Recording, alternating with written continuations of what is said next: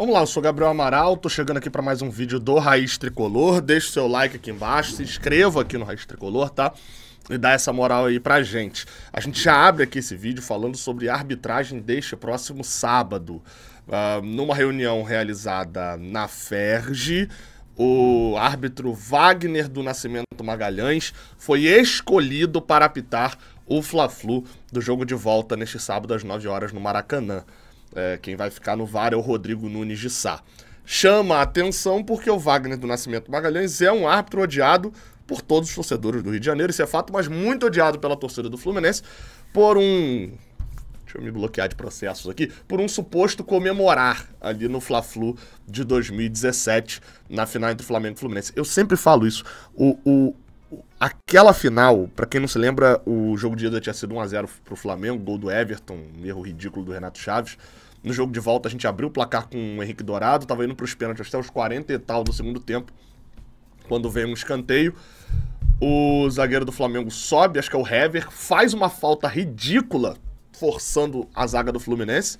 O Cavalieri tem uma falha também de não encaixar, e no rebote o Guerreiro faz o gol e o árbitro, o Wagner do Nascimento Magalhães, está olhando para o lance e ele faz assim na hora, como se quem estivesse comemorando. Ele já disse que estava ajeitando apito, que é tique nervoso, enfim. Minha questão não é com esse comemorar. Minha questão é que ele estava olhando o lance, aqui, ó.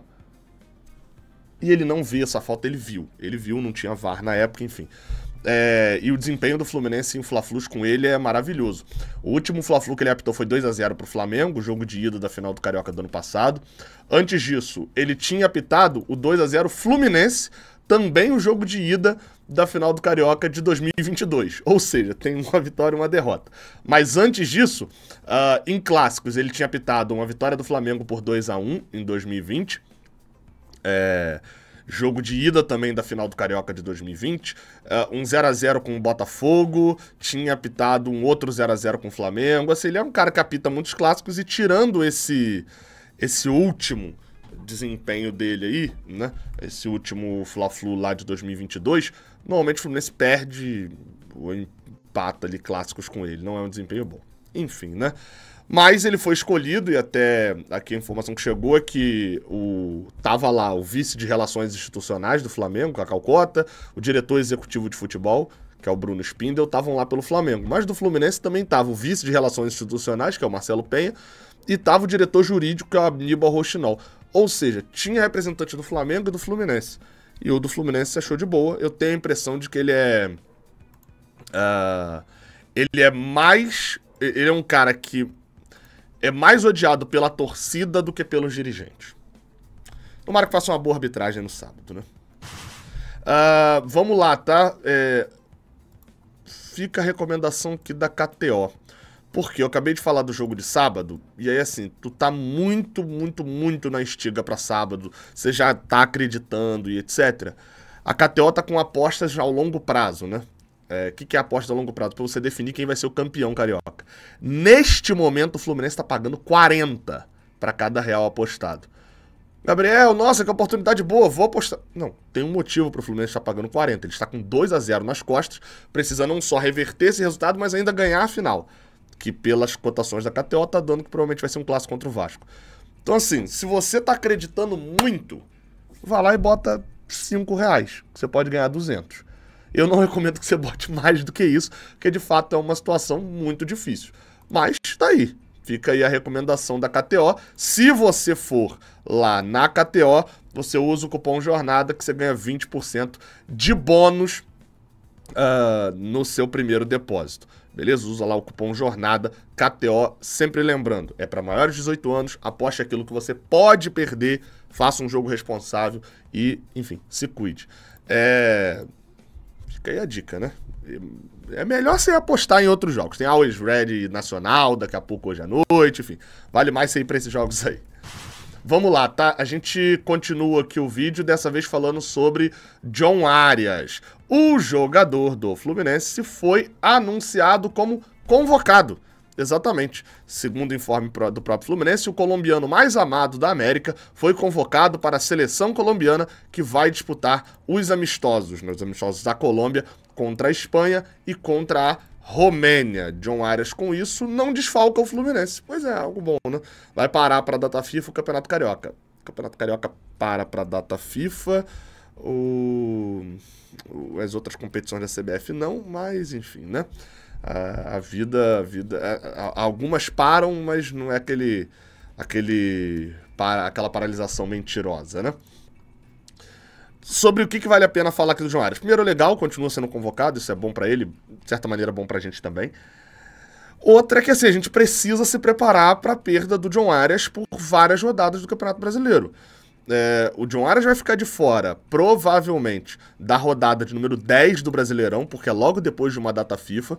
E aí ele talvez jogue a 11, não sabemos, mas a rodada 12 do Brasileirão é na véspera da abertura da Copa América. Então ele já não joga também. Então a gente já perdeu ele na rodada 10, 12, aí durante a Copa América é a rodada 13, 14, 15, 16, 17, 18 e pouco depois tem a 19, mas acho que a 19 ele já joga. São pelo menos 8 rodadas aqui pelo calendário da CBF que ele ficaria de fora. É óbvio, isso se a Colômbia for até mais longe, tá, não voltar antes, mas de qualquer maneira, é quase um terço, um quarto ali do Brasil, é quase um quarto do Brasileirão perdido para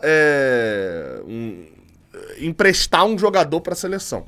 O Fluminense precisa ficar de olho nisso. John Arias hoje não tem substituto no Fluminense. É muito bom ter jogador selecionável. Pra gente, na verdade, esse dano vai ser até menor, né? Porque, vai lá, se a gente tiver o André ainda, a gente vai perder talvez o André e John Arias. Tem outros times que estão num dano muito maior, mas aí é o que eu sempre falo. Todos esses times têm presidentes, todos esses presidentes votaram nas federações estaduais e na CBF para poder ter esses representantes que a gente tem botando jogos durante a Copa América. Então, ó, eu posso reclamar, você pode reclamar. Quem tá no comando não pode reclamar, porque são eles que elegem os comandantes que fazem isso com os times. Agora, bem, eu falei que o Fluminense precisa se preparar. E eu não estou falando de Patrick, do Atlético Mineiro, tá? Segundo o Jorge Nicola, num vídeo que ele acabou de publicar ontem à noite, o Fluminense e o Vasco sondaram a situação de Patrick, que hoje está no Galo, no Atlético Mineiro. Segundo diz a própria publicação, o Patrick tem contrato até 2025 e o Atlético Mineiro avalia que tem muitos atletas ali no elenco do meio para frente e cogita se desfazer do jogador.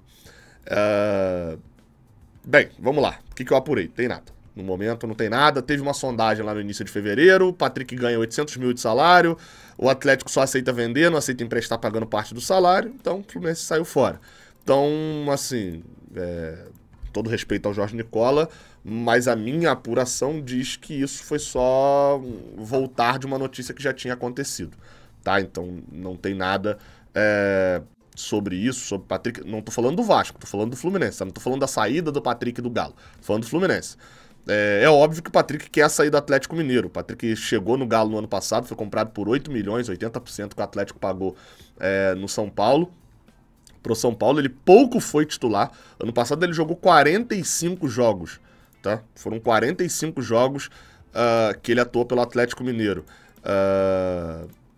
Dentro desses 45 jogos, a maioria, quase que absoluta dos que ele entrou em campo, foram justamente vindo do banco. Ele só foi titular 15 vezes no ano passado. 30 vezes ele veio do banco. Esse ano, o Patrick tá jogando pouco também. Dos muitos jogos ali que ele foi pro banco, eu não tenho exatamente a conta ali de quantos ele foi pro banco, mas ele jogou, até agora ele jogou 3 jogos só pelo Atlético no ano, vindo todos eles do banco.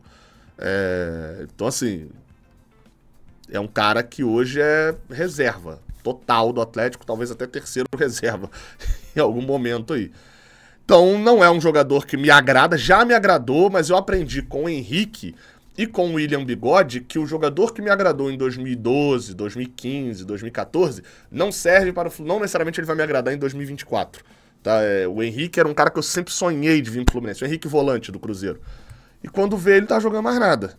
Então o Patrick é meio que isso. Eu adoraria ter Patrick e Edenilson aqui em 2019, 2018. Hoje não mais, não faz sentido.